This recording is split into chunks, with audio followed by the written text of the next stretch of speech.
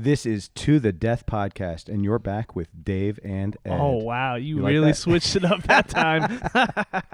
Today, we talked to Devhonte Johnson, a.k.a. Bones. Bones. We went to his school in Clifton, New Jersey, and it was fantastic.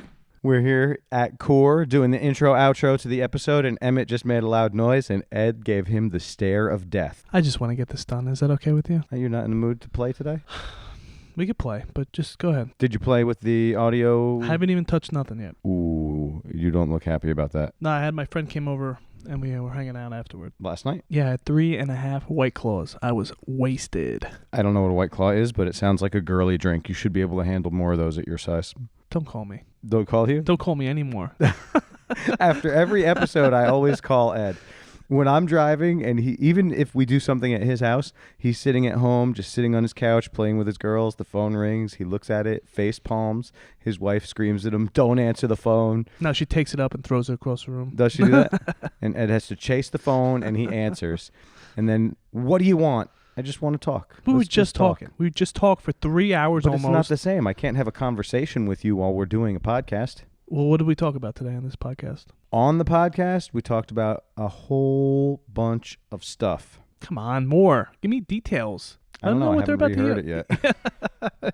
You I need to forgot? re-listen. That's what always sets it into my mind. You know what stuck out for me was when he was talking very nicely about my grandmaster, unprompted, by the way. I didn't lead him in any way towards it. He came to it on his own. I texted him and I asked him to say something nice about No, Yanni. you didn't. You know, he really is the best kept secret in the area, and I just wish that he would get a little bit more credit for what he does. You're talking about Yanni. But let's talk Yes. about Bones himself. I mean, he was looking jacked when we got there. He is so big. We showed up. He's sitting outside, just finished his second pie. No. Pizza pie. Yeah. Yeah, but he works out. It wasn't really. This is the thing. People will look at somebody like him and think, oh, man, that guy's just gifted with that body or whatever. But he works so hard. He was talking about when he was younger. 2,000 Yeah. push-ups. 2,000 a push-ups. day. Maybe I've done 2,000. Hey, Emmett. 2,000 push-ups a day. This guy was doing. That's what you want to be. If you want to be a world champion, Emmett, you you want got to to see what start he doing looks like? push-ups. I'll show you a picture on Instagram. He's humongous. He was talking about how he was thinking about just staying in the heavyweight division now because he thinks he can hang there. You know, he's so strong that he's confident that he could deal with these people like Orlando Sanchez. I want to see it. Me too. I want to see his upcoming Grand Slam that he was talking about. What does he mean by Grand Slam? What is that? Grand Slam. It's the UAE. Go further. I don't know what that is. It's Abu Dhabi gi competition. Gi? Gi, yeah. Oh, okay. Wait, is that what you were talking about competing in? I thought it was the no gi stuff. No. I want to do that one. They were they had them previous years in Brooklyn. Right. I don't know he's going to Florida. Bones is going to Florida for this one. So yeah, I would definitely be willing to do that. We get into topics like coronavirus, how he was dealing with it initially, anxious, but then it was actually good for his body to rest, and he just got even stronger and bigger, and he's really into lifting weights. He was telling you should lift weights, and you spit in his face afterwards. I didn't spit in his face. Yeah, I should lift weights. He also told me that I should be on the juice. TRT. Yes, whatever. That's not juice. Some He juice. said you're old enough, you're feeble enough. You should definitely ask your Feeble. doctor about it. Do you go to your doctor regularly? Like What's once regularly? a year? Once a year, yeah. I get all my stuff checked. I once really a year. don't even have a doctor. What are you talking What about? happened was I was going to my pediatrician until I was 20, and then by the time I was 21, they're like, hey, you're not really supposed to be coming here. How about you get your own doctor? And I just never found a doctor, so I just don't go anymore unless I get sick. I don't even know how to respond to that. I just go to immediate Most care people leave centers. their pediatrician at 12 years old. No, don't be ridiculous. 12 years old? 12 years old. No. You move to a family practice doctor where you can continue. The rest of your family probably goes. Yeah. Is that what you learned at doctor school? That's what I learned. I have my PhD in where you go when you turn 12. You got your PhD for being an idiot. Idiot. Double. Now, the last time that you hit the idiot button, it didn't come out on the podcast. No, because I hadn't have this thing up. Yeah, but the first time we did it with that down, it did come up on the podcast. No, it comes up no matter what, but to hear it, sometimes I just cut it out because you don't do it right. They'll press it. So, yeah, it was really interesting, his mindset for motivation, too, and how he considers meditation important to his life. Yeah, he was talking about how mentors early in his life kind of pushed him in that direction, and I But think... Also, how they pushed him away from possibly doing things when he was talking about his uncle in wrestling. Yeah, he let expectations get the better of him. He's not a perfect human, but when you're going to listen to this and you're going to see why he's successful. I mentioned it in the podcast that it's really starting to make sense. All these people that we keep interviewing, there is a common thread between all of them, and we have to be more like them if we want to be successful. No, definitely not. What about our conversation afterwards? You don't think that some of that... We'll talk about that in the outro. No, we won't talk about that in the I'm going to talk about some of it because... Nope. Then don't tell me. Done. Then we're done? Yeah, we're done. I'm not going to embarrass you. I'm that's just saying. Private conversation. Oh, my God. We're allowed to have private conversation with these people. You Otherwise, are ridiculous. we're just going to open up the bag of worms for everybody. What worms? When we do our episode recap, we're going to open up the bag of worms that we've talked to with everyone. You're just embarrassed. And everyone, maybe. Okay, but maybe fine. I don't. Look, you hit that nerve. How do you feel? Okay. How do you feel feel good. right It feels now? good to nerve you. Yeah, it feels good? I almost never get your nerves. You got it. I just don't want it out there for Okay, the people. fine. Some things can stay private. Well, we have any sponsors yet? We do have a sponsor, Core BJJ. I'm talking about any new ones. Any T-shirts in the line? No. We'll just keep mentioning it until people hound you. So everybody get on Dave because it's his job to All I have to do, I'm on vacation. You know what it's going to be like for the next 2 weeks for You're me? probably going to get nothing done. I actually have some time. No, you know what I'm planning on doing? What? I'm planning on catching up on some sleep. Good. No, you don't get enough sleep as it is. I actually want to get one of those things you got. Don't say them. Oh, don't say it. Cut that out. So I do have this thing, and it's interesting to see. Friday night, my recovery always goes up, but Saturday and Sunday, I'm always in the 90s. Monday, I usually drop down to like 60, and then Tuesday, Wednesday, Thursday, I'm usually around 18, 19% recovered. Not 3 good, hours Dave. of It's sleep. not good for your health. 17 disturbances in my sleep on those days. You know, I went to train with Gary this morning, and he was giving me some advice on, my future and what I want to do in jiu-jitsu and stuff. And I was telling him that you are the reason we're going to fail, because you got to quit your job. That was the only reason? No. I brought that up. I'm just saying, like... Wait. What was the reason that we're going to fail because of me? No, he didn't say that. But I'm saying... No, you said you told him I told that. him that we're going to fail. We're not going to fail. But what I'm saying is... But you told him that. You said that. You put that out there in the world. I did. I put it out there because... What was the reason for this? Back up your statement. You need to have a certain amount of freedom to do what's in my head. I mean, the expectations in my head about traveling, doing seminars in other schools, across the country, different countries, but you can't do that. You're tethered here because of your awesome job that you have, and we need to get financial freedom so that you can quit that amazing job with those amazing people, and then we can go out and meet new amazing people and just spread the positivity. I don't want to meet any more amazing people like the people that I work with. I'd like to meet a different kind of amazing person. Fine, but that's my goal. I want freedom. So we're only going to fail because we're not going to tethered fail. We're not going to fail. I'm just saying this life. the growth of this experience, not even just the podcast, just what we want to do. We're kind of stuck here. We're chained to the state. Listen, I have 5 weeks of vacation. That's not enough. I want to go once a month. That's 12 weeks we need. I have sick days. I'll just start calling out. Just start calling out I'll sick. just start calling out sick. And they're going to listen to the podcast. They're going to find out about you and be like, hey, I tell them. What were you guys doing in Africa? Doing some kind of Africa? seminar? We're going everywhere. We're going to go on a safari? I know. I don't want to go I want to try safari. wrestling I just want a lion. No, you don't. I want to No, just I don't. go to different places and joke around with people and show them how to do over underpasses. Who's going to show you? What are you talking about? I got that new detail. I've been showing people how you reach the arm to the far. I got to remember to do that. like that. That was awesome. Yeah, let's get back to the interview. So today we talked to Bones, and He didn't do a free mention. he wasn't doing any free mentions. No, You want to he's get smart. mentioned, you got to sponsor him. But he's highly successful, and I'm excited to start watching him compete. He hasn't competed yet all year because, since this COVID happened, but in different states it's starting to happen, and he's going to travel and compete, and I look forward to it. I want to see him on more Fight to Win, Third Coast Grappling. Yeah, we were talking I'd like about to all see the him in all tournaments that he these. likes. He wasn't too set on any specific rule set. No. He said if you sign up for the tournament, you're Know the responsible rules. to know their rules. And that's great because you have other guys out there, high-level competitors, especially let's just look at what's going on with Gordon Ryan. Gordon Ryan's making offers to all these people to compete. Let's compete under my rule set, and I'll pay you. And nobody will do it. Oh, his rule set? Yeah, it's just sub-only, no time limit. Then they want him to jump into their gi division, IBJJF rules, and he says, okay, but we're doing mine too, and they won't. You learn the rules, pick the rule set, and just compete. I agree. So I hope you guys enjoy. Do you have anything else before we go into the next? Is this okay? It's beautiful. Okay. I love it. This is To the Death Podcast. Episode 18. 15.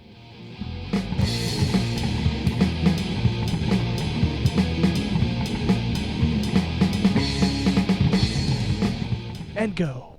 So I just have a quick question. We walked in and you were sitting outside eating pizza. Did you eat that whole pie? All right, it wasn't a whole pie, first off. Oh, instantly on the defensive, but it's okay. Go ahead. It was 3 slices. Actually, not really defensive because I do eat pies, plural, often. Especially on a Friday. Like, Friday's my, like, you deserve to do whatever the hell you want. You could say hell. You could say Hell is Do whatever the PG. heck, yeah, all right. You can do whatever the heck you want kind of day. Yeah, I ate 3 slices just now. Gave my grandfather one. That's so- nothing. Appetizer. Exactly. Oh, that was your grandfather downstairs? Yeah, it was my granddad. Hi, Grandpa. Mm-hmm. Is he trained? Of course not. I've actually tried to get him to get on the mat because he's 82, Oh, yeah. right? Wow. But he's quite athletic for someone. He didn't look That 82. He age? looks great. I know, and he before COVID, he used to go to the gym 3 times a week at the minimum. It was almost like a contest. He would try to see if he could go to the gym more than me, and I'd be like, Granddad, I own a gym, first of all, and I have weights in my house. It's impossible. But he's like, you don't work out every day. So I remember I told him I lift 5 times a week, and he would go to the YMCA 5 days a week. So he makes sure that he goes to the YMCA to do his little workouts at least 3 to 5 times a week. I was making fun of him or something like that for being too slow in his old age. And then he's like, I can still run. And then I turned around to get something, and he did a quick little sprint, and I was like, oh snap! This guy really can still run. I guess for me, I haven't seen him run since I was 5 or 6 years old. So in my mind, I was like, he probably forgot how to run. You know what I mean? It's been almost 20 years, but nah, he still moves really well. He gets up the stairs really well. He's very blessed. Well, actually, my dad started training recently, he just came to one class, Mhm. but I started doing this podcast, and he finally was like, you know what? Because he listens. He's like, I'm going to go. And he came, he did the warm-ups, had to take a break. Then he came back in, we drilled, had to take a break. Then That's I jumped cool. on his back. He tried to throw me off. Had to take a big break after that Yeah, I one. know, right? Probably blew everything he had in those Oh, he 30 put it all seconds. into yeah, that. I know, right? Ed showed his dad half guard, I did. a.k.a. pit I stop. guess we should just start there, Jump though. right in. What do you think about half guard? Me? Yeah. Do you think it's a real guard or it's just a pit stop? Ooh, you're gonna get me to offend a lot of people. Yes, with yes, this. yes. Yeah, let's Don't fight. offend me, please. Argue. I hope you're on my side. So first of all, you guys have a sense of humor, and this is gonna be really awkward because I don't. You don't have a sense of humor? No. Nah, we'll bring it out. Don't I'm worry. so terrible when it comes to being funny. Actually, I've been trying to work on it because, It's a skill. I'm a jiu-jitsu instructor, Yeah. and I try to not be boring. So I try to work on it, but it's just not something that comes naturally. But to answer your question, half guard. I think half guard. Well, I know for me, half guard, I only play if I get forced, to play half guard. So, for me, half guard. Whenever I see someone playing half guard, it's because their guard is halfway past in my mind. You're almost getting crushed and destroyed. So, That's not wrong. I don't disagree. yeah, Keep going. if you ever think about anyone who's ever played half guard, they don't really look too good. You know what I mean? They got cauliflower ears, their face is all mangled from just massive amounts of shoulder pressure. It's a lot of pain. You take Yeah, Could they be possibly rounder and maybe slightly out of shape? they tend to be. I mean, it makes sense though because if you're a little bit wide, right? It's really hard for someone to manipulate their body weight around that round You're belly. pretty wide, though. You're not fat. I'm saying, you're... I know, but dense and wide are two different things, dense and round, I guess I would be thinking. A lot of the round guys play half guard, I notice a lot. So True. yeah, seriously, it's almost impossible to stop that little Bernardo Farrier sweep when you get a chubby Yes. when a chubby guy does it. Yeah, It's impossible. Are we talking the deep half sweep? Yeah. Yeah. Okay. So some of our listeners, if I was who you are. if I was short and chubby, I would definitely play half guard because playing more conventional guards would be difficult, keeping your knees to your chest because your belly would get in the way, right? Yes. I'm serious. It always gets in the way. I'm serious. I'm just trying to theorize, from that perspective. So it would just make sense because how can you knee cut someone with a massive belly? It's pretty difficult, right? So I need to work a different pass on it. Probably. Well, how do you feel about passing half guard? Actually, passing half guard against someone who really knows how to play half guard can be quite frustrating. Actually, if they don't even know how to play half guard, but they have a good understanding of the grips that they need, it can be pretty annoying. I don't really like playing half guard. I'm not good at playing half guard, but I know how to make grips that are going to make it hard to isolate my elbows. And I just can sit there for until you just get tired of That's my whole game. trying to be technical. And then once they like overexert themselves, and like you take the opportunity to like spin out to the back or like do one of those little cheap come up sweeps. But like if it's very easy to like, and like you get put in lockdown, like that little thing you do with the legs. I'm not really like, into lockdowns. Yeah, I know people like if they put down that little lockdown thing, like you might as well like waste away the rest of the round, because like you're never gonna get out, and if like you can not get swept if you know what you're doing, but it's very hard to like undo that lockdown once they've gotten the lockdown and they're committed to not letting you pass. Like they don't have to be committed to winning, but they can just be committed to not letting you pass. They're committed to not getting better because that's not helping you their looked game. into any of the 10th planet system though that they use and that they teach in order to pass the lockdown? Actually, no, but I would Interesting. imagine that would be good.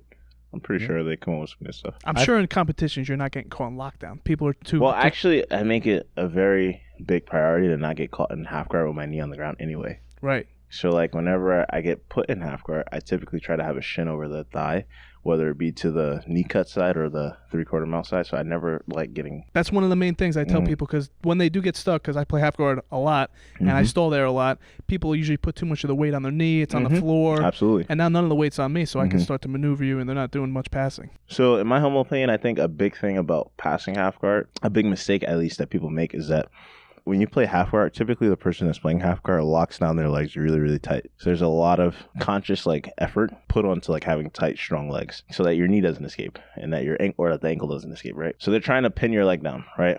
The person on top then thinks, well, I can't let them like, throw me or like, out like raw me, right? So like they try to like hold because they don't want to get, like they know if they let the underhook happen, they're going to get swept. They know if they let the underhook on the leg, the far leg, they're going to get swept, right? So I think a lot of people try to like, get really tight and really like strong, like heavy. They want to be heavy, but I think they end up just being strong, right? And then they kind of like burn themselves out. And then the person who's pretty like, you get nifty guys like Lucas Leitch, like their half guards are tight, but they're not like really strength reliant. He just does a really good job of sequencing his grips and like getting into good positions that are going to allow him to attack and going to make it very difficult for you to like exploit his the position. I'm going to have to start studying him so that I can shut down your half guard. Mm-hmm. Although now, Ed is great at half guard, and if I use his moves against him, I find that I do well. They weren't working for you yesterday, though. No, not yesterday, but usually they work pretty well. And then he does the grip thing like you're talking about. He just holds my wrist with two hands, and I can't move. Yeah. I can't get it back. He's too strong. I can't break the grip. I'm the weakest human you'll ever meet. You should probably do some push-ups. You probably should do. I some can of do those. 5. My girlfriend does push-ups more are than good. 5. What? Listen, he looks horrible, totally out of shape. But one day, I've talked about this before. I challenged him because I don't remember what happened. And I said, you couldn't do one wide grip pull-up. All right. He jumped on the wide grip pull-up, 230 pounds, just started cranking them out. Wide grip pull-ups. I couldn't believe it. It's impressive. I'm 205, not 230. You are not 205. You have a scale here? I actually do. Yeah, we should have Believe you it get or on. I had the pizza, though. Oh, whatever. Pizza adds 15 pounds? Well, talking about strength, how much strength training do you do compared to just regular rolling? I do a lot of strength training just because I like lifting. Like if I didn't do jiu-jitsu, I'd probably like try to be like a strongman or something like that. You look bigger every time I see you. Yeah, just keep growing, bro. Like I don't know. I have been watching your Instagram, though, and you every time I pull that thing up, you have weights, Yeah. and you have like a kettlebell hanging from your teeth, and you're not even holding the bar anymore. You just tuck it by your elbows. Yeah. I've always liked working out. Like not just like I played sports when I was a kid, but I've always liked lifting weights. Like even before I could lift weights, I always liked lifting weights. Like I was so addicted to like the concept of lifting weights, like just the idea. When I was a kid, I think I may have been like 4 or 5.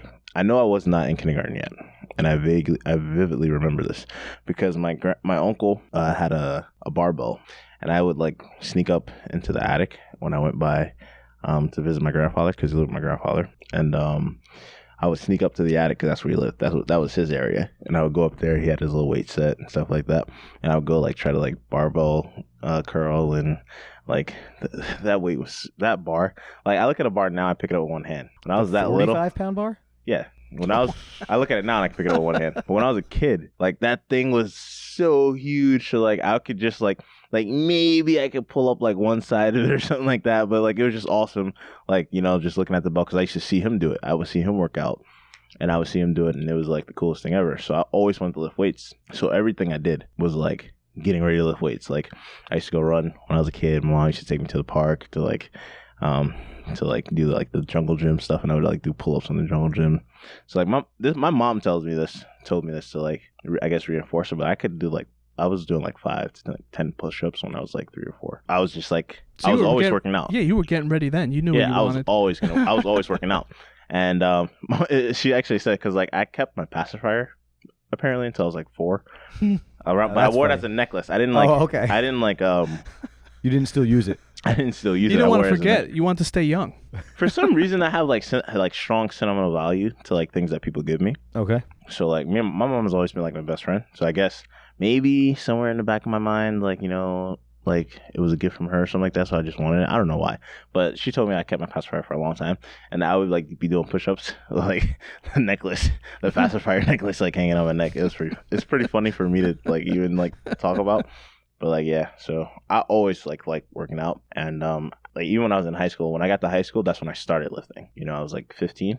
So my freshman year, I couldn't really lift. Everybody just kept telling me, you don't lift till you're 15, don't lift till you're 15. So when I got in the first half, I was still 14. When I was just doing pull-ups, I got so anxious about lifting weights that I was like doing like the Herschel Walker Okay, yeah. workout where you do like 1,000 push-ups and like 1,000 sit-ups or 500 sit-ups. And then I got so addicted that I upped it up. I was doing 2,000 push-ups and 1,000 sit-ups. But I couldn't do that. Yeah, I couldn't do that every day though. I would do the push-ups every day, and I would alternate the ab work because I really didn't like doing the ab stuff. That explains why you've been shredded since I've known you. Exactly. So I've always been like working out. Like even when I was a kid, I used to wake up at like before school, and I would like run to the park. Eastside Park was like 3 miles from my house. I'll run there, run back, get ready. For some reason, I've always been addicted to training. So like during this quarantine, all I did was lift weights. I would wake up. I used to train 3 times a day, and then I teach classes and stuff like that. So I don't have a gym anymore. Oh, I have my gym, but I can't teach, can't train. So I guess what? I can lift. So I brought like 500 pounds of free weights. Brought a squat rack, got a bench, and I was just lifting twice a day, Monday through Saturday. So you're always the strongest guy in the room, probably. Like one of the stronger guys. How do you not cheat? Like I cheat all the time, and I'm not even the strongest. I love to just just lay on people. I think that somehow we all kind of cheat at the end of the day using whatever physical abilities that we have. But I know for me, I try to like not have an ego when I train. I try not to have an ego in general because I think that it can be good, but it can be more times than not detrimental to your progression, not just as an athlete, but as a person. For sure. So I try to control that. Everybody has an ego. If anyone says they don't have an ego, like, This guy's got a and big they one right really here. I have an believe ego? that they don't have an ego, they're bull driving you. Like, I try to control my ego. I try to keep it low and keep it in control, right? So like when I'm in the gym, I try to literally make it non-existent. So like I try to like explore as many positions as I can. So like if I feel like if I wasn't as strong as they were, or if I feel like I was like if they were like my size and they did something that I would lose it, then I'm probably gonna let it go. And not let it go in a sense where I'm just gonna be like give up and like let them like smash me. But just on to the next position. Yeah, I'll just try to move on to the next like thing, the next grip, the next, position. So like the only time that doesn't like count is like when I'm facing like someone who's just like we're neck and neck. Even though they're lighter than me, we're neck and neck. I'm gonna just roll hard. But that only happens. I do that like every other day. So like I'll have like 1 or 2 days a week where I'm like, all right, every round is gonna be like kind of like a serious round, like where I'm gonna try and like just win the round. But other than that, most of the time I'm just experimenting between like the positions and trying to like just keep like moving the right way when I'm doing jiu-jitsu. That's why you're so much better than us, because we're just trying to win the rounds. When I go against Ed, all I want to do is win. When I go against one of my white belts, all I want to do is win. No, his brother. His When I brother's a go blue against belt. one of the kids, all I want to do is win. Yeah, no, especially my brother. I don't go as hard with anyone, not even Ed. Mm-hmm. My brother, who just started training, he's been training, I think, like just under 2 years. Mm-hmm. I go as hard as humanly possible with him. But he's so much stronger than me. He's bigger than you? He's not. No, Really? he's That's stronger crazy. though. He's isn't stronger. He's for sure stronger. He's pretty so wild. much stronger. So I go as hard as I can against him. I just want to smash him and tap him over and over again. Do you smash him? I don't know. No, you did. The other night he got him like 5 times in a row. No mercy. But would you call it a smash? That was a Is smash. he your younger brother? He's my younger brother, yeah. That's man. right. I Give him like tried- 3 years. he's gonna pay all that back with interest. Oh, he will pay that I back. told him, I said, if you started training when I tried to get you training, he'd be killing me right now because he's so much stronger than me. It doesn't even make any sense. He's 20 pounds lighter than me. I'm pretty fat right now. When he's using his strength, I'm having a hard time dealing with him. You know what's funny? Like strength is like a huge part of just being an athlete. But sometimes I always wish that was like the dexterity Yeah. of like the lighter guys. Do you know do what I any mean? like yoga or stuff, or you try to? I do. Yeah. I try to do it like after every session, especially like the tough sessions when I'm like rolling with the guys in New York, and and I just feel like I just like went to hell and back. I try to do it then because I don't know. I feel like it helps you recover a little bit better when you do it. Sometimes I get lazy though with that because stretching is kind of boring. I'm not gonna hold you. Like I'm not gonna gas you on that one. Like it is so. It might be the most boring thing that you can do athletically for me. Sorry, people who like yoga. I think yoga is a great tool, but I just find it really, really hard for me to stay consistent for more than a few weeks. And then I take like a few weeks to like not be consistent, and then I go back to being consistent. So you've been talking about like ego and stuff. Do you do a lot of meditation? Yeah, I don't really like to say too much about that stuff because I think that's like a personal kind of thing. Okay. But I do. I don't really talk about that much actually. It's funny that you brought that you kind of like. I could. A lot of deep thinking. That's where you're going to come into that idea of lessening the ego to a great extent. And I think it's a good tool for people to try to look into it for their own 100%. growth. Yeah. So like there's this app. I'm not going to say that because they don't pay me to advertise. Perfect. I love it. Yeah. No free sponsorships here. Seriously. But there's this app that I use where I can kind of like set like specific time frames throughout the day, like practice meditation. I just do like 5-10 minutes here, 5-10 minutes there. When I'm on the train, stuff like that. Just good stuff to like have your mind veer from where you want it to be. I think that when you have like strong goals, it's very important to stay like laser driven on those goals. The day-to-day life can kind of like force you to like kind of like veer if you're not. Just distractions and stuff. Absolutely. Distractions can be as simple as like going to the park with your friends when you know you're supposed to go to the gym at a specific time. Eating a tub of ice cream when you should be editing a podcast. I do Absolutely. that all the time. 100%. Eating a tub of ice cream when you should be training. Absolutely. Sleeping when you should be training. Doing anything except training, Ed. I mean, I was just eating pizza when I should be doing a podcast. So everyone's susceptible to these things too. It's just that everyone doesn't like put like safeguards in that allow them to like when they start veering, they can come back to center.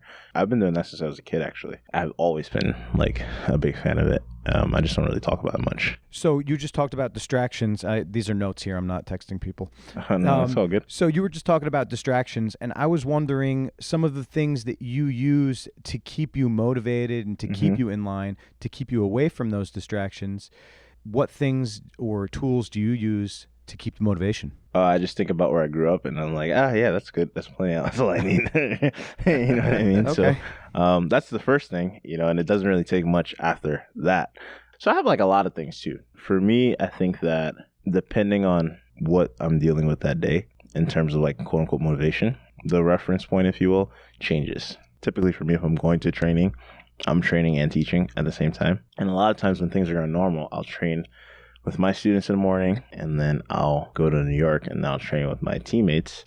And that will be my real training, like my hard training. And then my training with my students is like to help them get better, but I'm also working on technical stuff that, I probably wouldn't be able to like fire off against like the guys that I'm training with in New York because they're world-class black belts too. That's like my technical session, right? So when I wake up in the morning on those days and I'm like, I just don't want to do it from a laziness perspective. It's more about like your goals. Like don't you want to be a world champion? Don't you want to like have a successful academy, successful business, stuff like that. If it's a matter of like staying focused during the training, in terms of like not taking rounds off, not taking seconds off, it's more so thinking about like how much you've invested into these goals and where you see yourself in 5 to 10 years. So I think depending on what I'm dealing with in that because every day you're dealing with something different. Like, do any of you have kids? I got 2 kids. Yeah, so like, kids. One day you wake up and you're like, you don't want to go to work. You're probably like, I got 2 hefty mouths to feed, not including my wife and I. And I like to eat probably. Like, I know that would be me, like, you know what I mean? So like, but if you're like going to the gym, you might be like, all right, maybe you don't have like to think about your family, but you might want to think about your personal health for your kids long term. Like you want to see your kids, graduate college, have kids, see your grandkids. Like, so depending on what you're dealing with, the goalposts will change. And that's how it is for me too. A lot of times though, it just centers around, I've always wanted to like live exponentially better than the environment that I grew up in. And I've also wanted to do everything that I do. I also wanted to do it like extremely well. So not just like mediocrely, not just good enough to like get by, but extremely well. So that's mainly like the motivation. And depending on what it is, I like have certain things written on my phone for certain days when I wake up. my screen saver will change at certain periods throughout the year because I know how I get during this time of year or something like that, and it'll just remind me of what I need to stay focused on. Vision boards are cool. I was going to bring up vision boards. You did it for me. You must be reading my mind. Or you sent them the list. So how you're staying motivated now because you're not competing? This is Absolutely. probably a long stretch that you haven't competed. How does that feel been for you? Actually, it's been pretty good. Kind of rejuvenating, a little break, forced break. I wouldn't even say rejuvenating, actually, because at first I was like, oh, this is going to take like a year or two. Because when they were talking about this whole, oh, we're going to close down for 2 weeks and then we're going to open back up, and I was like, yeah, you're full of horse doo-doo. That's good, right? That's good. That's perfect. Perfect. So you were mentally preparing yourself for the long haul. Dude, in mid-February, I was already hip. So I like brought weights from the house. That's when I like put the order in for squat rack, because even then They were starting to get. You saw the writing on the wall. Yeah, I got kettlebells. I was like, all right. They're all out of those. I don't even think they make them anymore. You can't get I have a 70-pound kettlebell, 70-something pound kettlebell. You can't even find one of those right now. No, yeah. You know what I mean? Squat rack, good luck. I had already started like planning for this to be like not just a few weeks, but a few months, maybe even longer. For me, at first it was rough. I'm not gonna lie, but it was only rough from like a business perspective. I was just very, very concerned about my gym. But luckily for us, a lot of our students, majority of our students have like, stuck it out, wrote it out, and, God bless them. And just very thankful for that they are in positions where they can even do that. They continued to support while you were closed. 100%. 100%. Beautiful. And I was actually very concerned about that too. A standpoint of like, what's going to happen to a lot of my students? You know what I mean? Because they're, a lot of them were like just getting into like the positions that they wanted to be in. Their families were just like getting settled and stuff like that. Because I get to know my students like on a personal level, whether that be good or not. I start thinking about them individually, actually, like not just one of them or like as a group, but like every one of them individually in their own situation. I'm like, man, like I hope that they're gonna be like, this person's gonna be okay.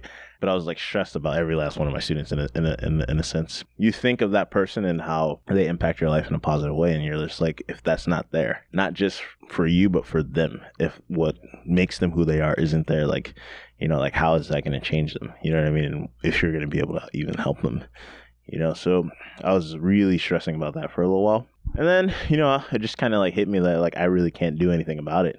I can't even do anything. Like if my situation implodes, there's not much I can do, based on this scenario, except for just keep taking one step forward every day. So, it was rough in the beginning for that reason. You're open now, though. Yeah. Who knows? That might change tomorrow.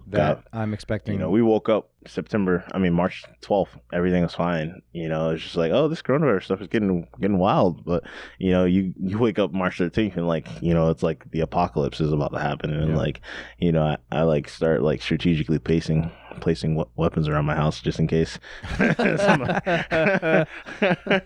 Seriously. But I don't even take that for granted now. So I'm even planning now, like psychologically, to be ready for a second, quarantine. Even though I think that is highly like very difficult. That would be very difficult for them to enforce. But it's a tough sell. They've lost any trust they had with the people. I didn't even really care about competing so much. Not that I didn't. I wanted to, but I didn't really care as much because I also thought this was an opportunity to like think about how I could like grow myself as a person and as a business owner or entrepreneur, whatever you want to call it. So I started thinking like, there are other things that I could be like working on right now while still preparing myself to come back. I tried to keep drilling every day, and there were phases where I couldn't do that. Relatively quickly though, I was able to settle into like a decent training routine. And I'm like, all right, well, I got this little bit of training going every day. How can I continue to develop as a person, as an entrepreneur? That was the main thing for me as an entrepreneur. Having so much time kind of reminded me like what I was like before jiu-jitsu, in a sense. And not that I was better or worse before jiu-jitsu. It was just like a different kind of outlook on life. How old were you when you started jiu-jitsu? 17. 17? Mm-hmm. And how old are you now? 26. 26. So 9 years to become world class. Now listen, he's been world class for a little while. Relax. All right. Thanks for pointing that out, Ed. You started training at Carvalho's, correct? Absolutely. And you were promoted to blue belt there. And you got your purple belt from Murillo? No, I actually got my purple belt from Edson too. Oh, you got your purple belt from Edson too. And what prompted your switch to Unity? Everyone has different reasons. I'm just curious what your reason is. Yeah, no, I was just looking to continue to grow and to put myself in an environment that I felt like I could, achieve my goals. That's all.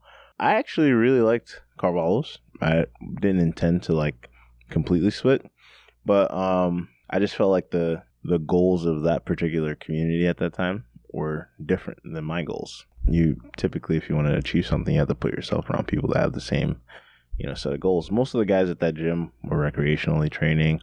They had families already. They were, closer to like 40. Like they weren't really trying to like do the things that I was trying to do. They were very supportive. I'm very thankful for them. And I learned a lot from a lot of the guys at the gym.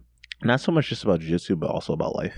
A lot of those guys at that gym were like kind of like older brothers because I was like 17. 17-year-old is like basically... You're still a kid. When you're like 17, like, and you're hanging around like people that are twice your age, they're old enough to be my dad, all of them. And I was just like, every day I was like learning something new about how you should like interact with like men, not just like kids. Because I'd be in high school and it's a completely different environment. You go to the gym and you're around men. I learned a lot just about being a man. I learned a lot of life lessons from these people too. And so like one of the guys there, his name's Chris. He's like, dude, you could be a world champion easily one day. And I was like, what is that? It's a different time, yeah. When I first started jiu-jitsu, I was just kind of doing it because I had done boxing prior. I was low-key thinking about doing MMA. And I didn't really care about like competing in jiu-jitsu or like winning worlds or anything like that. Or even having a gym, much less. I just walked into the gym one day and I was like looking at these guys and I was like, man, I should be able to beat these guys up in a few years. You know what I mean? That's like the ignorance. You know what I mean? I was like a little kid, but that's what I was thinking about. I didn't think about anything else. Everything was just like going in there. That's the ego thing too. Like, Sure. You walked in there thinking that you were going to take them that day too, though, Oh, no, I wasn't that stupid. Oh, no? Okay. No, I was just like, I'm going to come here, I'm going to learn, and then I'll be like, the big fish in like a few years. And then like be on to the next big challenge and try to be a big fish there. But it was never like really jiu-jitsu related. It was just more so like I was just like thinking about like, oh, I can be like, John Jones one day or something like that, Or like I think at the time, John Jones and like Rashad Evans were my favorite fighters. Jiu-jitsu is like one of the elements that you need to have to be an MMA fighter. My boxing coach told me that you should start doing jiu-jitsu now if you want to do MMA. Once I started jiu-jitsu though, I knew I liked it more than boxing. Why is that? Because I was rolling with this guy. I'll never forget him too. His name's Najee. He was like this little short Arabian guy, but really, really dense. Big like Ed. I'm not that thick. Like he was like bodybuilder dense. Oh, like okay. I remember totally opposite of Ed. Yeah, he's bodybuilder dense, and I remember rolling with him, and I was trying to give him everything I had, and he just freaking wiped the floor with me, and I was so exhausted. I remember thinking, how cool is it that like I could literally feel like I died, but like I didn't get hurt, and this person didn't get hurt. The idea of that level of control and then not hurt the person, that was very cool to me. And it was very cool because like I was always attracted to martial arts. You know what I mean? So like the whole putting on the gi and tying the belt thing was cool too. I just kept coming in for that like feeling, like the exhaustion feeling. I guess I just I caught on pretty quick. And everybody kept telling me I caught on pretty quick. I didn't know I was catching on quick. Like, when you start jiu-jitsu, nothing makes sense. No, nothing. Nothing makes sense at all. Like, the first, year of jiu-jitsu is you want me to wrap my legs where? Everything that I did for a long time in my jiu-jitsu was, instinctive. I did whatever felt right. Were you on the right path? Yeah, clearly most of them, you know what I mean? I did a lot of cool things without really knowing what I was doing, I don't think that I started really being able to put a thought process to my jiu-jitsu until I trained on Morello. You said that when you started, you were doing things instinctually and they were correct. Did you wrestle or anything as a kid? Nope. Funny story. Remember my uncle that I told you about in regards to lifting? Yes. Right? So I really wanted to be like him in regards to lifting, right? But everybody kept telling me that I should wrestle so much because he did it and he was so good at it that I was just so turned off by the idea of wrestling. And as a kid, I couldn't understand why I was so turned off by it. But as an adult, I can think back and completely understand why I was turned off by it. I didn't want to suck. And then everybody be like, well, he was good. He's your uncle. Why do you suck? You know what I mean? So I just didn't want that target on my back. You know what I mean? So the expectations. Oh yeah, 100%. So I was just like, screw that. I'm going to go find something that I can do and it can just be me, And I regret that wholeheartedly. But I don't know if like I would have done jiu-jitsu if I did wrestling though. Right. Maybe you would have just stayed wrestling. Yeah, who knows? Maybe I would have just did the wrestling thing and never felt like I wanted to do jiu-jitsu. Because I know a lot of wrestlers who are really good. They have no intention of ever doing jiu-jitsu. You got to start over. You're starting from beginning. But you're not at the beginning because they have so not. much of You're the not, movement down. You're not at the beginning, but you kind of are. It's like when we jump into judo. I just did my first judo class the other day, and it really is starting over. I mean, I was the worst one in the room by far. Until you hit the ground. That's the ego check. You know, you got to do it. You start from the beginning, and they don't want to do that, especially if they're a really good wrestler. When I attribute like people who really love wrestling, they're okay with just doing wrestling. You know, when they're done competing in wrestling, they'll go and they'll have their little academy. They'll bring up wrestlers, and like that's good for them. They don't really care about doing. I feel like I would be one of those people, because once I started jiu-jitsu, the idea of doing MMA just became unappealing. The idea of doing anything other than jiu-jitsu became unappealing. I don't do anything but jiu-jitsu because that's all I want to do all day. You know what I mean? Like if someone said like, "Oh, you could make this much money doing this," I'd be like, "All right, that's cool, but I'm fine just having my gym." Do you have any recommendations for me? I'm almost 40, and I want to do jiu-jitsu all day. How can I pull this off? Well, you can't do jiu-jitsu all day. You just have to be smart about it. No, he wants to quit his No, job. I want to quit my job. I want to just do jiu-jitsu all day. He wants you to be his manager. No, I don't want him to be my manager. I want him to write the book I can read to find out how to do jiu-jitsu full-time at 40 years old, make enough money to survive, and I guess I should probably work on not totally breaking down my body at Maybe that time win a too. competition or two. You haven't even won a brown belt match yet. No, I haven't won a match yet. I told you that in confidence, Ed. You know, it's funny though. I don't know if you necessarily need to be like winning championships to have a good gym. Sure. We talk about that. I think people have a very misconstrued idea of what it takes to have like a successful gym, and I also think that successful means different things to different people. Sure. You know, like for example, you guys know Yanni, right? Yeah. Yanni is someone who doesn't pay me, but I'm going to endorse him anyway because I endorse Yanni all the time. To me, Yanni has a successful gym.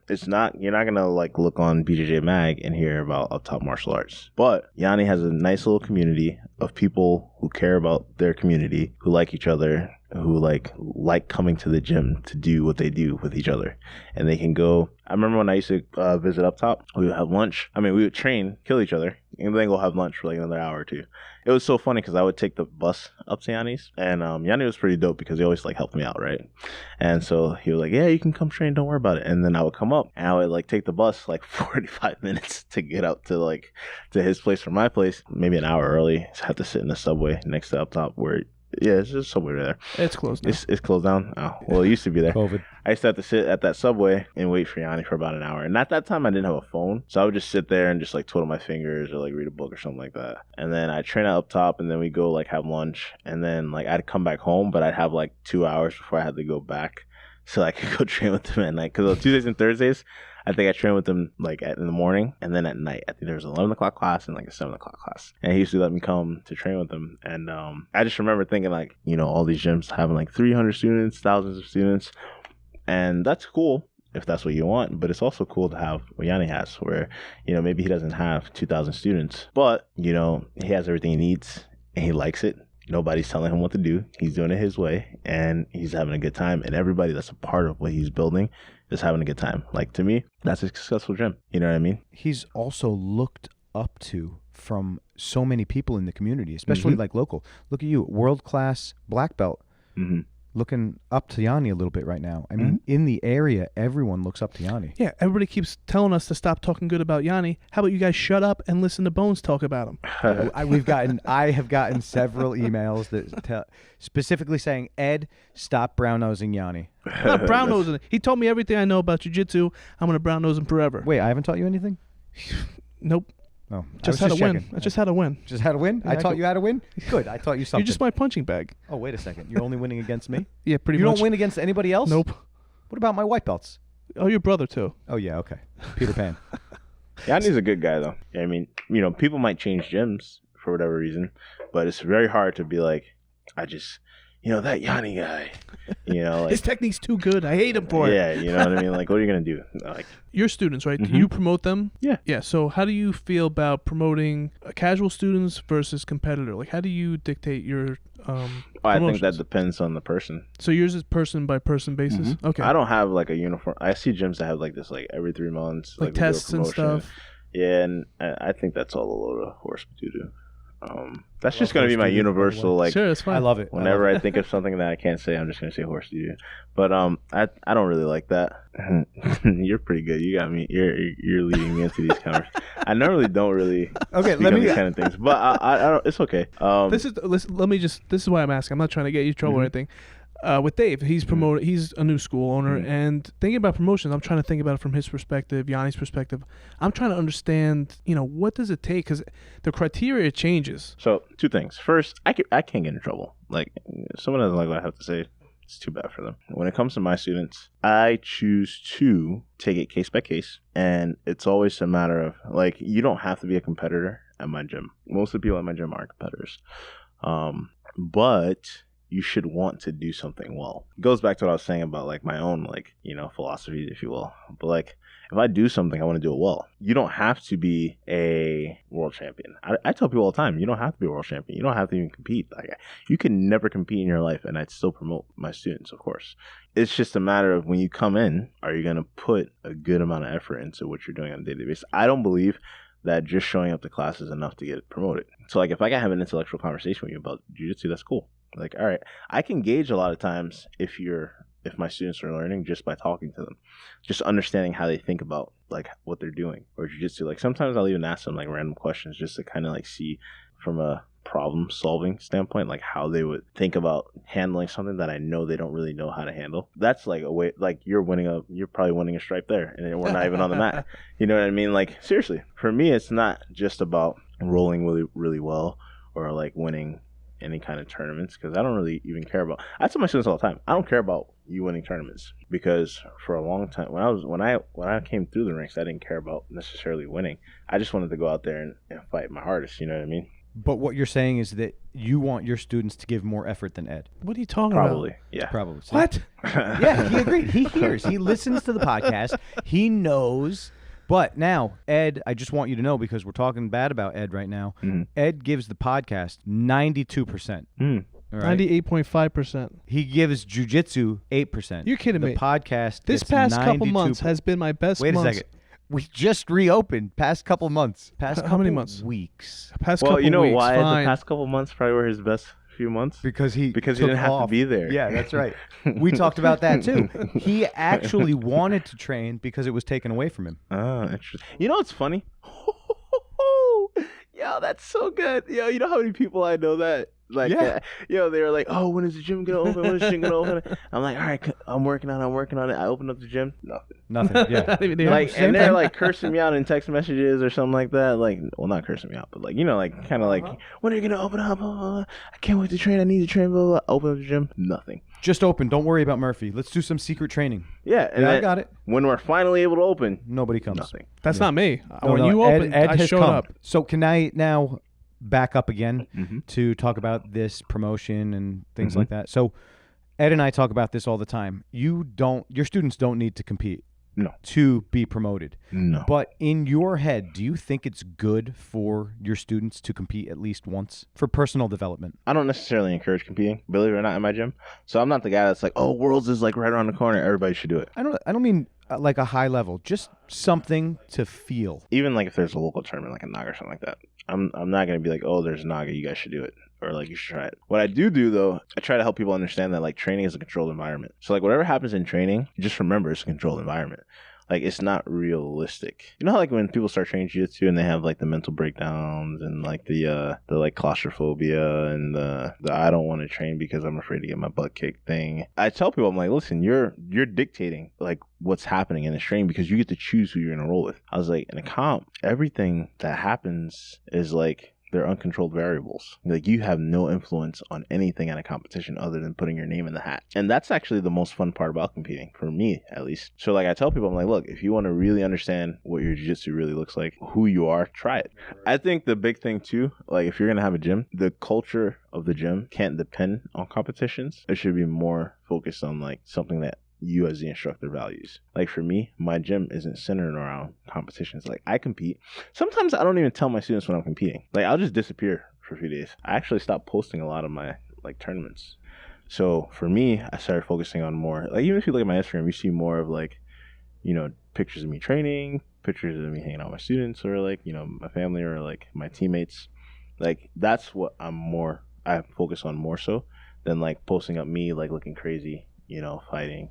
You're not trying to make that the centerpiece, but as you have students that are more like you when you were coming up, they want to have this competition. They want to go to Here's the the higher. great thing about what you're about to say. Go ahead. If you focus like what I do, like for me, the focus is work ethic. Right. The work ethic, if you work hard every day and you're doing it the right way, it's impossible for you not to be successful if you branch out and like compete and choose to compete, right? So like based on what we're doing every day, if you do it right, even if you wake up one day and you're like, Bones, I want to compete. Like we'll have to tweak a few things for a few weeks, but you'll have the foundation to go do well because it's not about winning some title. It's just about making sure that your jiu-jitsu is solid. Mm-hmm. You know what I mean? So like the work ethic, if you do it the right way, all that other stuff takes care of itself.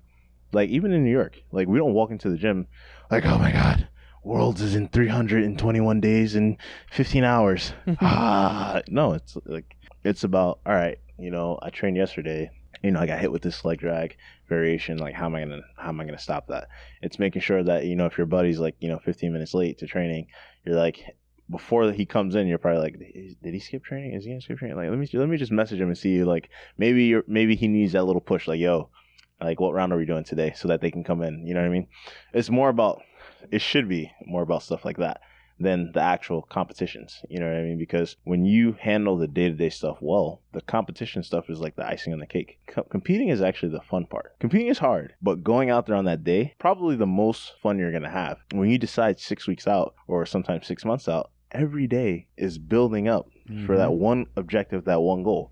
When you actually step on the mat, it's just like, all right, now I just got to perform.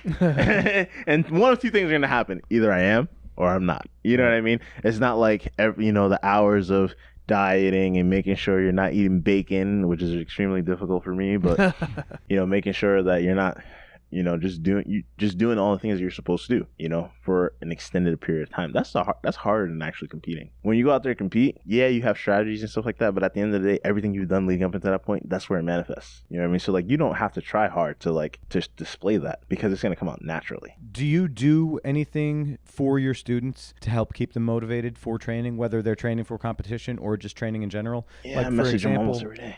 I send poop emojis to my students when I don't see them for a few days. They don't get one-on-one missed class, but it's not because I want them to compete or anything. It's because I want them on the mat. I want people, I know the endorphins that you get from training. I know the stress relief that you get from training. I know that the people that are there love to be there. I like having them there. So sometimes you do need a little bit of a push, or they need to know that the instructor's thinking about them. Do you do anything like that? Yeah, I talk to my students often. When I had like a handful of students, it was so easy because I just have like a little rotation. I just message them all every day. Like now that I have a lot more students, it's hard to like keep in touch with everyone who's not there every day. I often will like look at my roster and be like, oh, I haven't heard from this person. Let me see what they're up to. I want them to know that I care about what's going on with them and like and why they're not on the mat. Because a lot of times, like with my students at least, they all like training. Yeah. So like if they don't come, something probably happens. You know what I mean? Like they're probably like working or something like that, or like they're going through something. So like just hearing from me might 30 seconds or something like that, I can pick them up. So like and it's the same vice versa. Like during the quarantine, my students were messaging me almost like too much, where like I couldn't get back to everybody because I was getting so many messages, and then I would like forget a few, you know what I mean?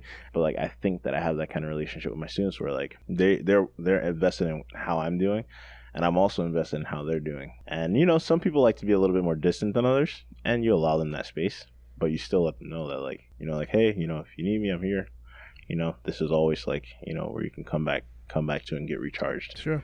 There's a small percentage that are lazy, and those guys I just like ragdoll all the time. I just like physically abuse them? No, of course not. You But can say like yes. No. But like maybe more like verbally. Just like you'd rather eat a hot dog than do a hip escape or something like that. Stop looking at me. I love hot dogs. So. Do your students like Haagen-Dazs? Should I not mention Haagen-Dazs anymore? Because I'm pretty sure it's hard to find someone who doesn't like Haagen-Dazs. I don't like Haagen-Dazs. Shut up, I Dave. like Haagen-Dazs. I like Ben and Jerry's. I like Ben. Actually, I've never had ice cream that I just didn't like. Oh, okay, that's You know, it's better. crazy. And during quarantine, I actually started eating ice cream with protein shakes. You know, during quarantine, you put up some post that made me kind of get the feeling that you were implying that you had gone off the rails a little bit. But I when you did. posted the picture, I was like, I'd like to go off those rails. I mean, come on. It's like Do 10,000 push-ups. 10,000. No, I didn't do it was 10,000. No, 2,000. exaggerate. It was You 2,000. couldn't even do push-ups. 100. I could do 100 if you give me 8 hours. I don't have to do them all in a row. I'm allowed to take breaks. And you know something that's cool though. You know, I actually had a student who was like trying to do like I think 200 push-ups a day, and they were breaking it down to like 20 in the morning, 20 every like 2 hours, something like that. Better than Yeah, doing do what none. you got to do. Yeah. You know, as long as you get to the finish line. Who cares? So start doing those push-ups, Ed. All right, I'll start tomorrow. I mean, you don't even have much to push because your belly's going to hit the ground. You're barely going to bend your arms. You're not getting into it today. Come on, jump on the train. I'm going to jump on you tomorrow. Don't press that. Stop. Idiot. That's the idiot button. So we talked about competition. What about teaching? What kind? How do you prepare yourself to teach? You know, jiu-jitsu is always evolving. There's always new details, new techniques.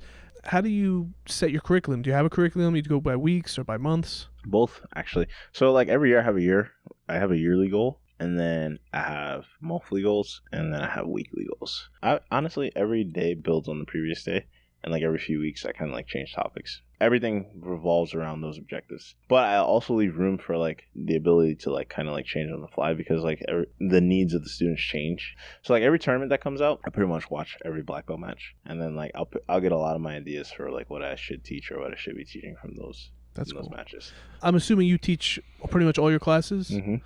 Down the line, as your students start to grow, how do you feel about setting up teachers, like teaching them how you want to teach, and then having them teach beginners classes and stuff like that? Actually, I do have a few of my students who teach right now. That's actually the next phase from my gym, allowing some of my students to like kind of like take over certain responsibilities, like the kids program. Does that give you any anxiety? No, because I know. Well, I still write the curriculums. Right. So I know everything that's being taught, and I can watch the cameras, so I can see how things are being taught. You guys hear that? The eye in the sky. He's watching.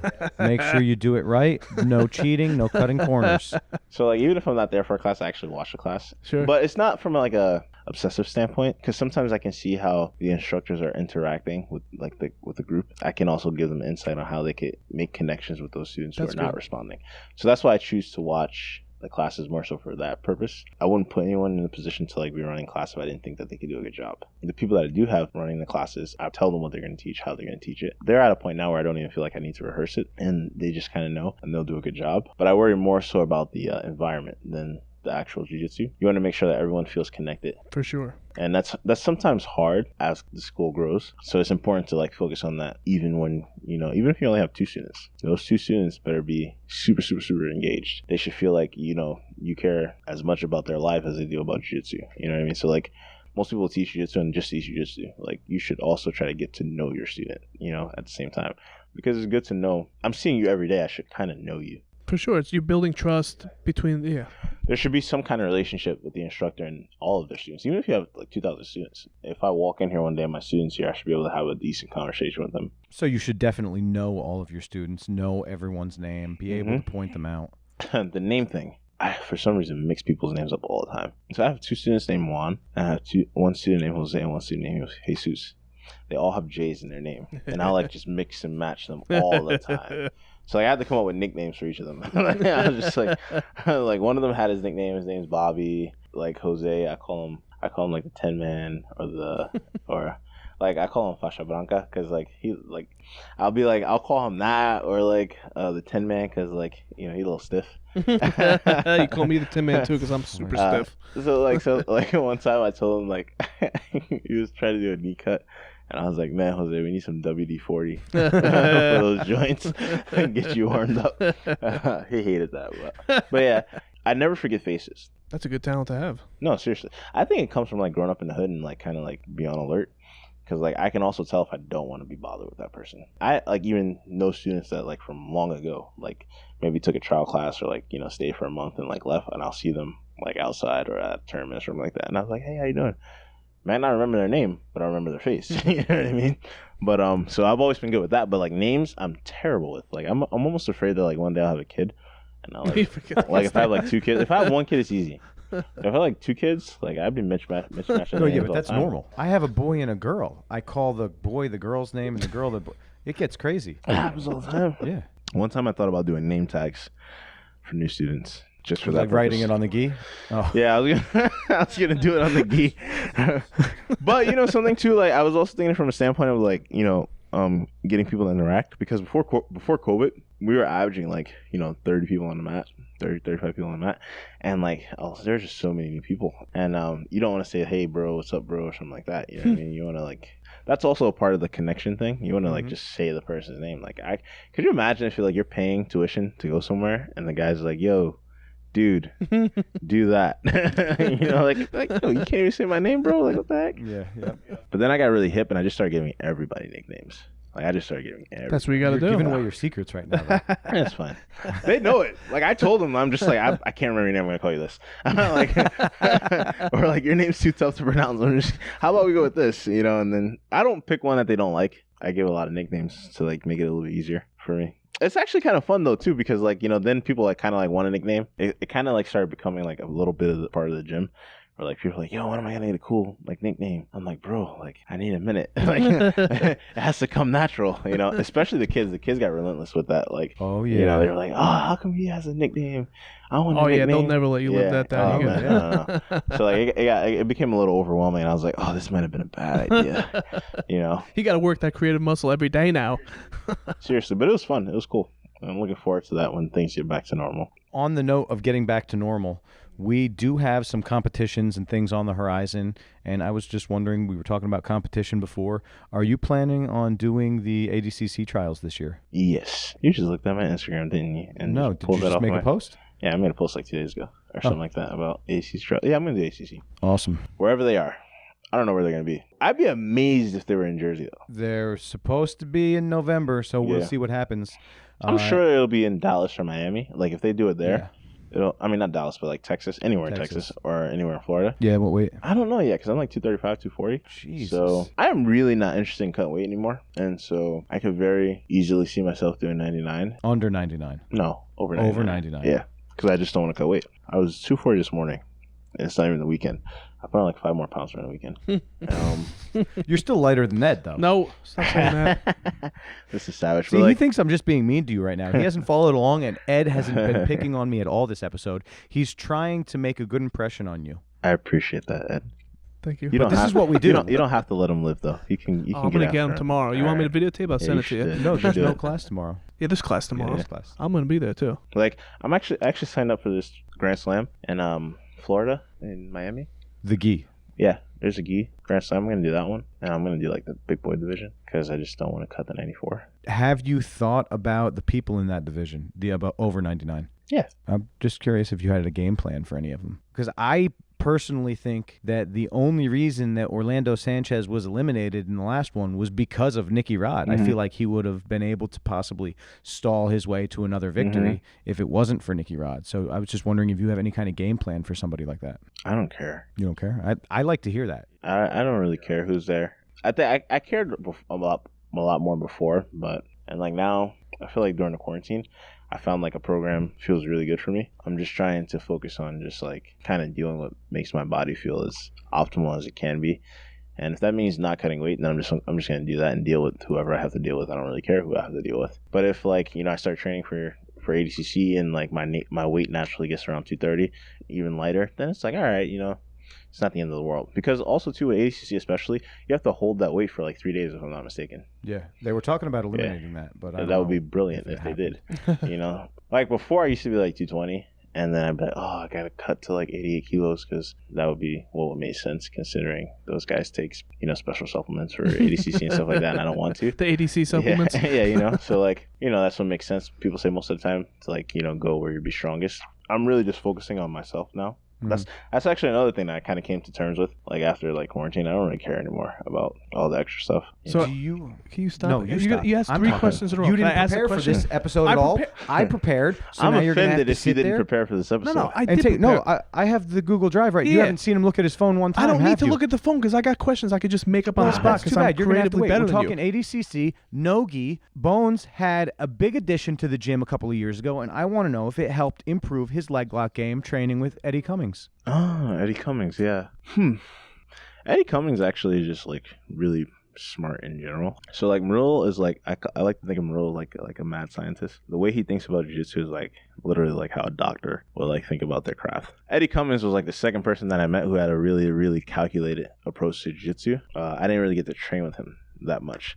I more so talked to him a lot about jiu-jitsu and like understanding different like ways to go about dealing with several positions, right? So I learned from like I guess you would say like a theoretical perspective a lot of cool things about like locks and like, you know, defending them and like different ways. Like he would like show these like crazy ways to like kind of like turn it like a straight ankle lock into like a heel hook kind of like thing without like getting hit for like doing a heel hook if it was like IBJJF tournament stuff like that. So he always had like these innovative ways to like, you know, do things that were a little bit different than what we were seeing. That sounds a little like cheating, though. Not really. It's working the rules. Yeah, you got to work the rules sometimes. Yeah. He just said he was going to turn a straight ankle lock into a heel hook. So it wasn't turning it into an actual heel hook. It's giving the same like feel. As a heel hook. Okay. All right. I would say I learned a lot from a theoretical perspective. Okay. You know, so if I was to be honest, we don't really roll that much. I typically I roll with the lighter guys, but I try to like kind of balance how often I roll with the lighter guys. You know, like maybe like one, because Eddie's like what, a featherweight or something like that. Yeah, I might maybe do like one featherweight roll a week, if that. You know, most of the time I try to stick with the guys who are like lightweight and above, just because they're pretty strong and technical. I would see like all of like the featherweights rolling together and be like, why am I gonna go and like try to ask for a round with, you know, with like Eddie when he can roll with all these light guys and they can have like good, beautiful exchanges of jiu-jitsu. Well, you didn't have to get any kind of philosophies or techniques from rolling with him. I know he did the workshop. I attended the workshop that he taught at Unity, and I didn't know if he taught any other classes or if you guys sat in the corner and brainstormed, anything like that. He's like an open book. Like if you want something, you can just literally, you don't even have to ask him a question. Sometimes you could just sit there and listen to him talk about jiu-jitsu and learn something. You know, Morul's like that too. Like whenever Morul starts describing something, Morul and Eddie are like that. When both of them start talking, even Levi. I don't know, you know, you guys know Levi? Yeah, he does not, because he doesn't know anybody in jiu-jitsu. What? You don't know Levi? He doesn't know anyone in jiu-jitsu. That's a shame. I'm a casual. I mean, he's only the baddest lightweight on the planet right now. But like when those guys start talking about jiu-jitsu, you don't even have to ask a question. You can sit there and listen, and you'll learn something. Well, I think at the higher levels, for sure, that's a huge thing because you absorb it way better. You know, if you sit in front of a white belt and spit knowledge at him, it's just going to go right over his head. But you're such a high level that you could sit around these guys, and definitely that's got to help your teaching tremendously. 100%. But what I wanted to ask... Please do, Ed. Why? I don't know why you waited so long. Shut up!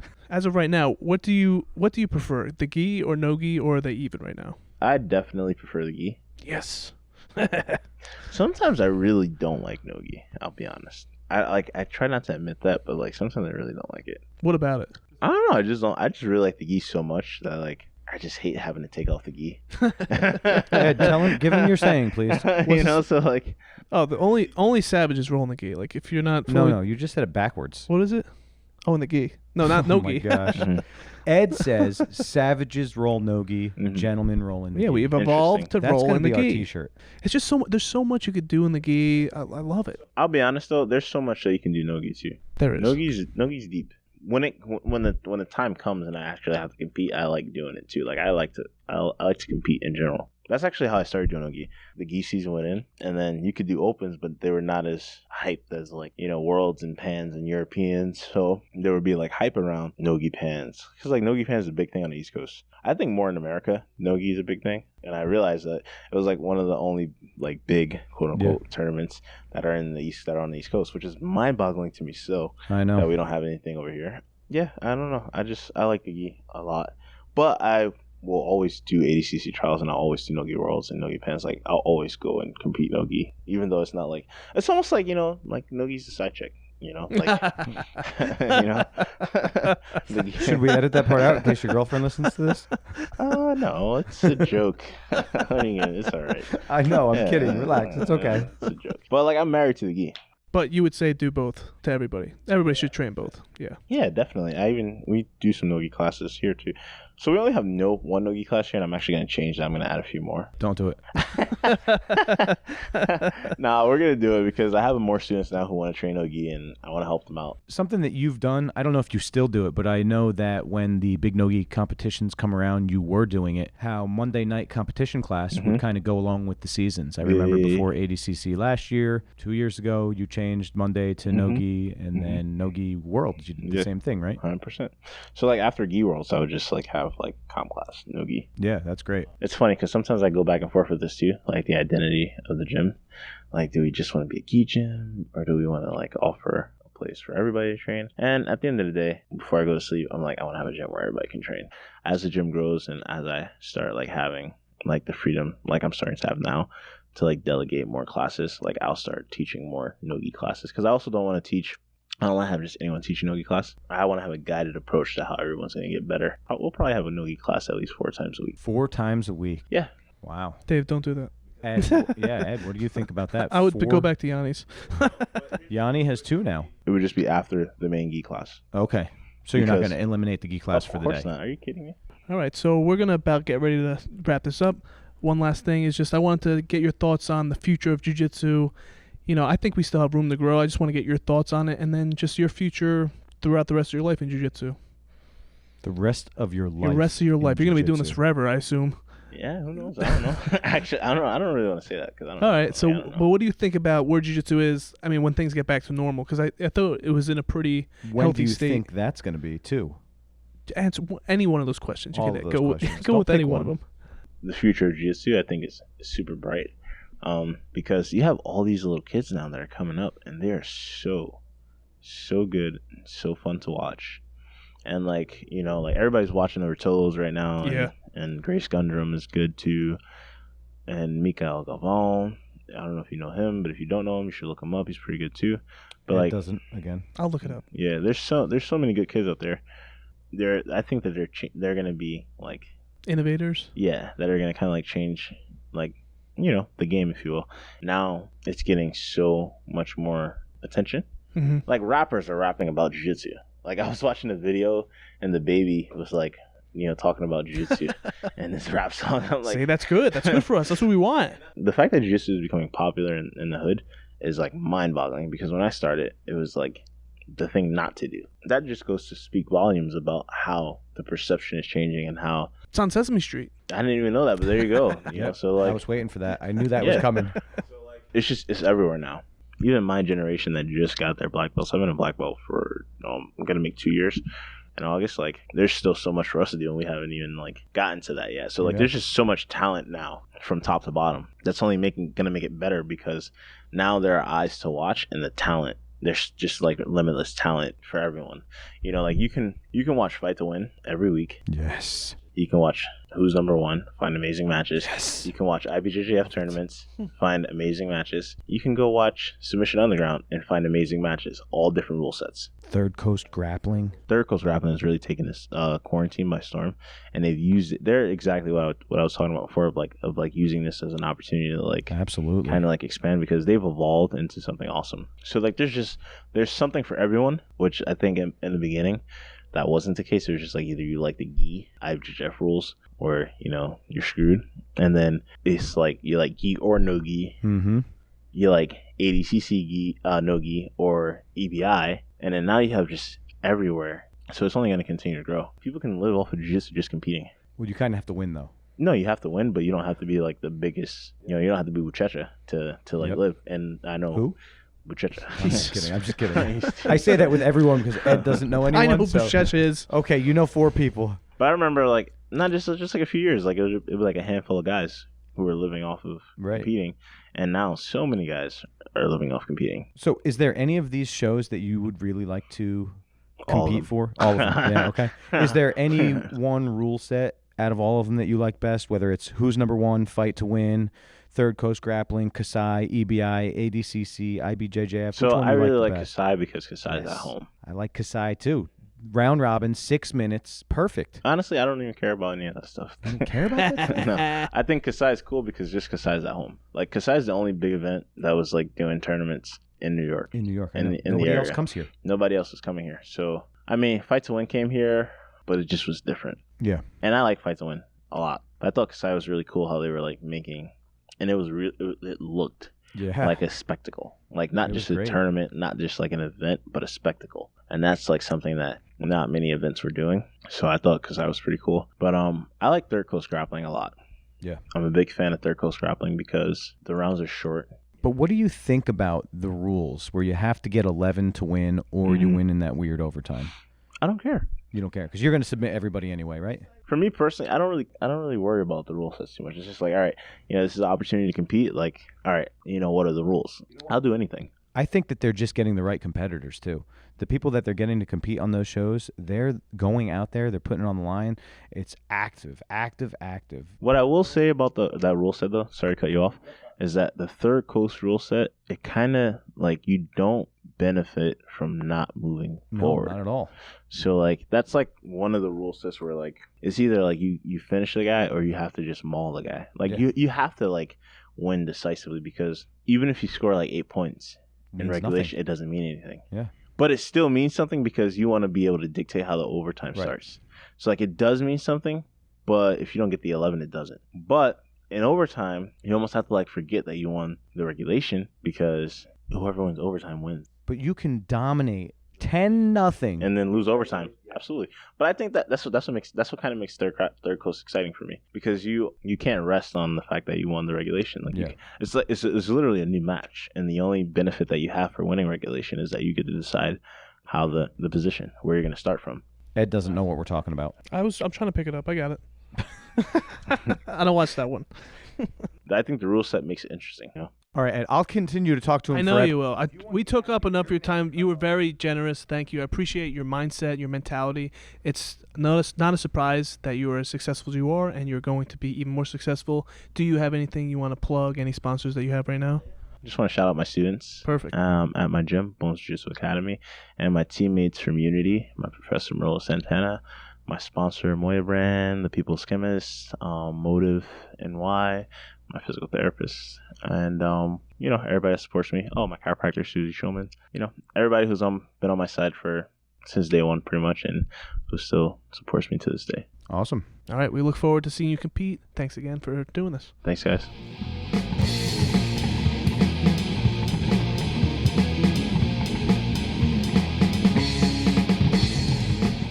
That's the episode. Keep the mic in front of your face. That's enough. I have to level it now. You're not leveling nothing. So as you heard in the intro, we had a great private conversation with Bones after the episode that we are not going to talk about. He did tell me that I'm weak, feeble, fat. I need to get in shape and start lifting weights. That's not what he said. Basically what he said is just come to his school and he would love to have us. Yeah, test yourself and just see where you're at because Dave definitely wants to compete. I do. So we just got to make sure you're ready. We don't want you to go out there and hurt yourself. Ill prepared for sure. I like that. You're going to be prepared. I want to compete too. We got to prepare each other. We need to talk to Gary and get you on a meal plan. I definitely need a meal plan. Is there some sort of diet where you can lose weight rapidly and still eat Haagen-Dazs? That's just counting calories. If I just have 1,800 a day, I could eat Haagen-Dazs. But the problem is, once you have the taste of the Haagen-Dazs, you can't stop. Well, it's like a potato chip. What happens is it doesn't just go for Haagen-Dazs. I'll have the 1 pint of that, and I'm like, oh, now I want something salty, so then I'll go to that. But then I want something like candy, so I'll go to that, and it's never ending. The hunger takes a hold of me. So I can't eat stuff like that. I got to stick to just, eggs, rice, chicken, maybe a yogurt, but I'm trying to stay away from the dairy too. Why is dairy no good? It's not no good, but I don't know. In my mind, like if I have a piece of cheese, it's it. I'm going to go off the rails. I'm going to eat everything. It's just something about my brain chemistry. I actually, in my head as well, want to take out dairy. I don't do milk or yogurt too much, but I want to cut the cheese out. I don't know why. I feel like the cheese is just heavy when I eat it. I feel like it sits. Yep. But you're having the cheese with the bread too. No, I don't have bread. I don't like bread. You don't eat pizza? You didn't eat a whole pizza the other day? We call that. When you say bread, I actually picture a loaf of sliced bread. No. Tell the people what kind of pizza you had the other night. Cheese steak with jalapeno pizza. Yeah, how'd you feel after you were rolling? Not just that day, the next day. Yeah, I felt horrible. Oh, the next day, yeah. 2 days. It's like a pizza hangover. Yeah, it was pretty bad. But you know what happened? My boss has offered when they buy pizza for everyone, he's offered to buy me a salad. And I was like, you know what? I'm going to treat myself. But then that one day, just like your Haagen-Dazs, I had the pizza. The next day, the kids had pizza at the house. I had more pizza. The next day, I had soda. I'm like, it's just... Ooh, soda. What kind of soda do you have? I had Pepsi. Pepsi.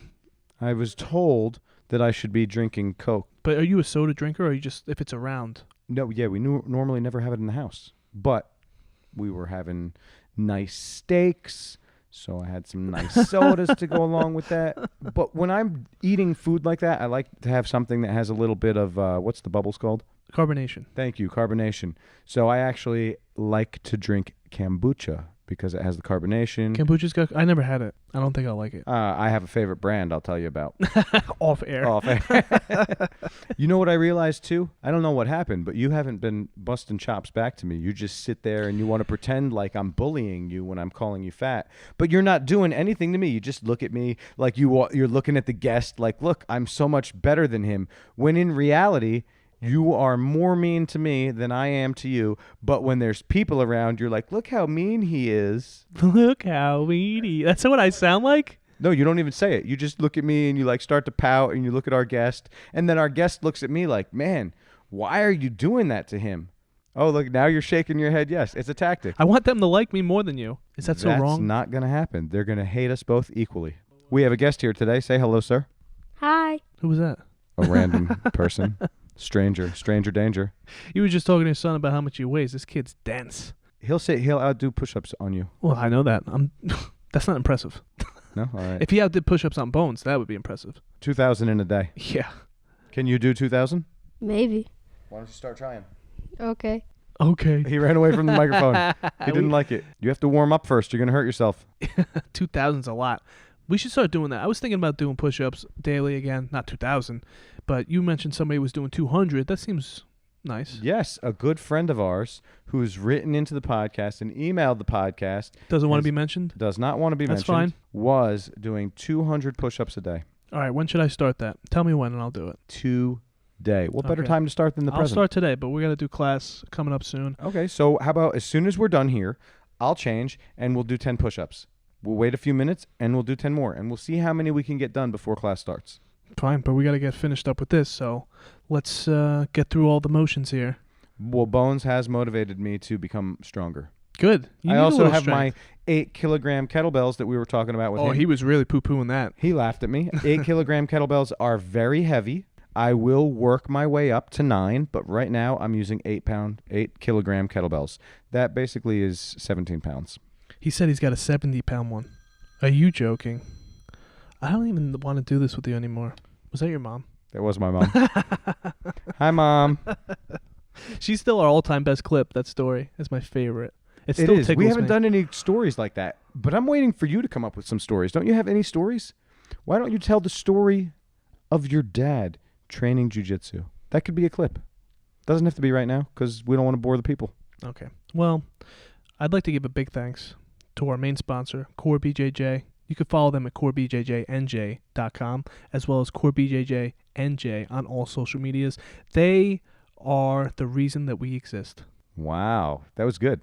And they also supplied some gis that we are supposed to be doing gi reviews. Yeah, but we can't come to an agreement on how to do the video. We're not doing the video while holding microphones. Yeah, but we need We're holding the gi. Okay, well then, how about this? Who's going to get the boom mic? You know what would be good is if our sponsor chipped in for that.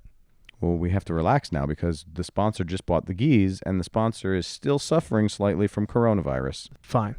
Also, thanks to Rob for the music. We've been using it on everything, and it's been fantastic. Dave loves it. I do love it, but I think that you should look at a different clip of Dennis's music, and maybe it could be included as well. Listen, I have enough on my plate. I'm still trying to do we recorded the video, and we have the first draft of it done. I've been working on that. I got to do this. We got a lot of stuff. If you want to help out, maybe you could figure it out. I am on vacation this week. I'm going to play on YouTube Studio and see what I could do with that video. Fine. Anything else? What about where people can find us and stuff? They can find us if they know where to look. But just say the stuff. We have to get through all the stuff. be sure and reach out to us. Email tothedeathpodcast@gmail.com. I'm still waiting. I had one person from Australia instant message me or DM me or whatever it's called, but I want more details about the training with the coronavirus. So to all of our listeners that are in Australia, or does New Zealand show up on the same thing? I'm not sure. If you're in that area of the world, please email tothedeathpodcast@gmail.com. If your instructor, or if you, the gym owner yourself, if you would like to be on the podcast, email us. We're really curious what's going on in the jiu-jitsu community on the other side of the world. Also, follow all of our social media at To The Death Podcast and subscribe to our YouTube channel where we will have much more content coming very soon. Yes, and our listener base has definitely slowly been growing. The Camel episode was fantastic. Been getting a lot of great feedback on that across the globe, and we're trying to go even further east. We want everywhere. What do we got coming up next week? Do we know? Next week, we have a fantastic episode coming. It's going to be a surprise. Good. I like surprises. Me too. And in the future, we are going to have the Dave and Ed episode for our 10-episode recap. Yes, episode 20 probably. What do you mean probably? You think it might be 19? It might be 19. Because, you wanted to do 17 because that was 7 guests. Some reason you got 7 stuck Seven's in a your very majestic number. You know what else is a majestic number? 10. 10's nice. It's a nice round number. I like round. So by the time we have... he just slapped his belly for those of you that can't hear. So, we have to sign off. People, come in, please. Please enter. I don't know who it is. I don't want to know. Don't listen to what I'm saying right now. It's Christine. Christine is behind you. Oh, she's making faces at you. He's falling apart. All right, let's shut this down. Hopefully you guys listen next week. This is To The Death Podcast. Episode 18.